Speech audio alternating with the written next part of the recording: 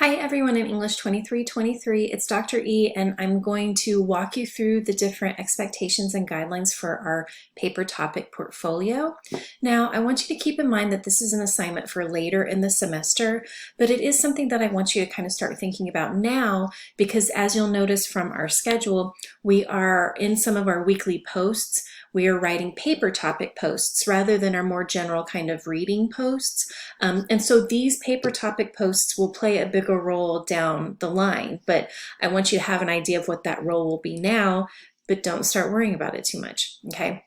So what I want you to think about with this assignment is that it gives us an opportunity to go back to some of those paper topic discussion posts and revise them and edit them and think through them again and think about if your ideas have changed.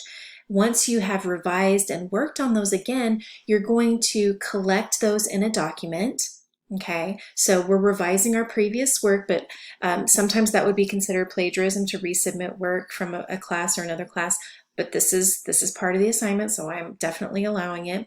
We're going to revise a couple of weeks of those posts, 3 weeks of those posts, and you'll also add some writing in terms of context, right? You're going to go back and think about your process, think about your ideas, and you'll provide a little abstract paragraph that gives your audience some context to each of those discussion posts. This will all make sense, so just take this in, just, get the general idea, and then we'll get more in depth later in the semester. What I'll do is walk through the rubric, which will be posted on D2L, as well as the guidelines, okay? So the first page of the rubric and guidelines is pretty standard, right? This is just kind of a chart that has the different areas. We want to, of course, stick in the awesome column. We want to strive for this in terms of our grades. So think of advanced and awesome as being definitely high A, right? Maybe mid-range A, and then meets expectations and nice. That's, maybe a low A, high B to mid B area. So we don't want to worry about these, right? So we want to make sure that we're thinking about thesis and focus, right? That we have those included, and we have that thesis included. We're sticking to and focusing on that original topic.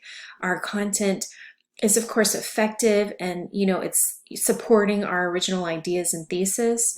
Everything is organized in a manner that makes it easy for your audience to read and understand.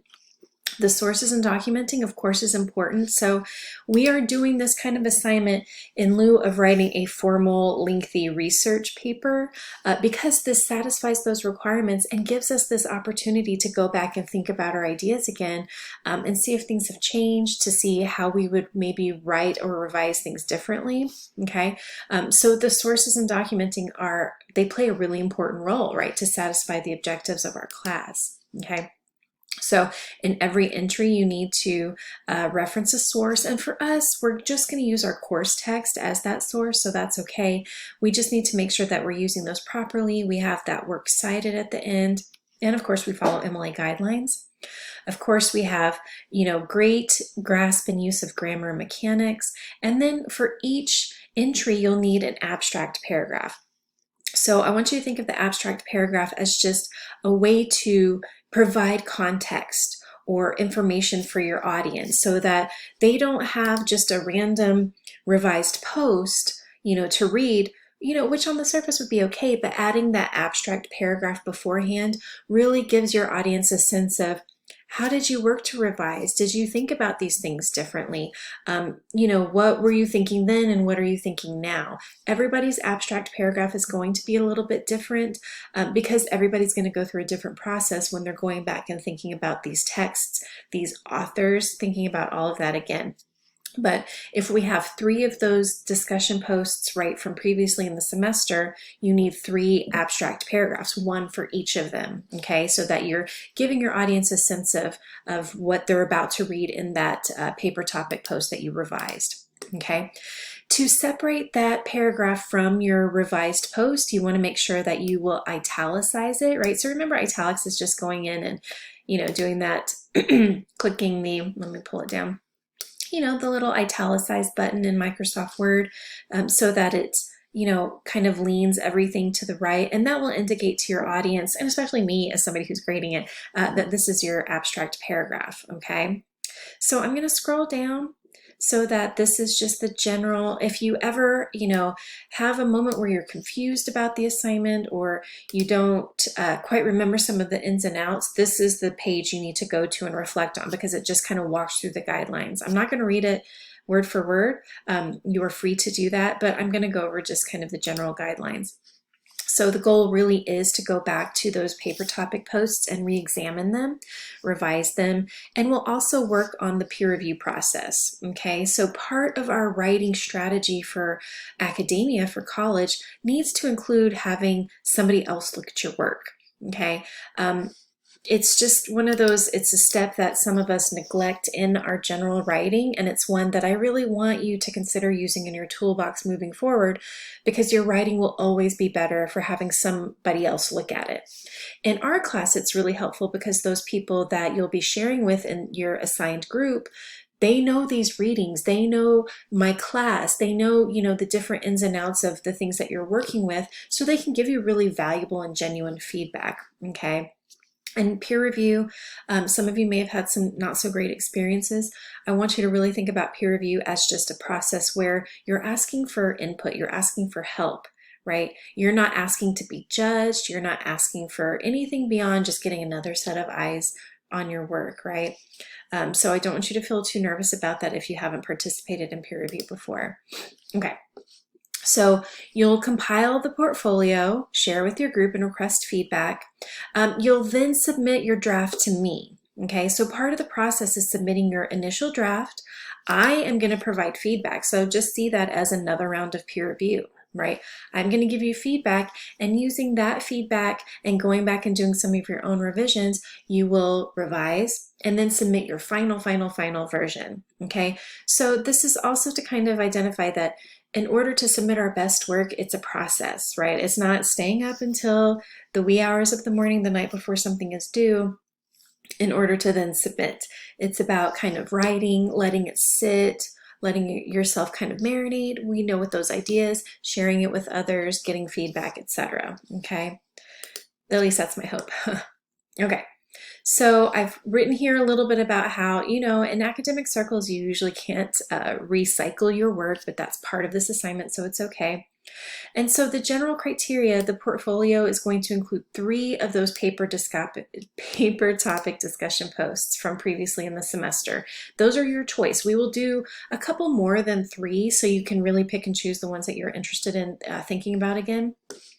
Each entry needs to be at least 3 paragraphs. Oftentimes, the prompt requires more, so this should not be an issue. You can always go over 3 paragraphs. It needs to be at least, right? Just minimum. And it needs to utilize information from primary sources, right? So if we're writing about, Anna Letitia Barbald, we need to actually go to her poem. Hers isn't an option. I'm just using that as an example, right? You need to actually go to her poem, not just to her biography written by our editors in modern times. Those primary texts are written, during the periods that we're studying, okay? So each entry needs to have that abstract paragraph in italics that's at the beginning. And so I've offered some questions here to just kind of think about, okay?